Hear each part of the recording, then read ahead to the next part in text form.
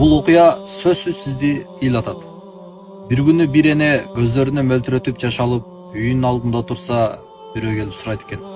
Сиз кайсыл балаңызды жакшы көрөсүз? Десе, жанакы эне көздөрүнө мөлтүрөтүп жаш алып, кичинекей баламды жакшы көрөм, чоңойго чейин. Ооруп жаткан баламды жакшы көрөм, айыкканга чейин.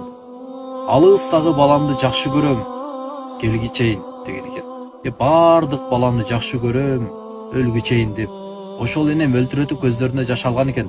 Эне деген ушундай, башка адамдардын сүйүүсү, сизге деген сүйүүсү тез эле убакытта сиздин мамилеңизге карап өзгөрүп кетет.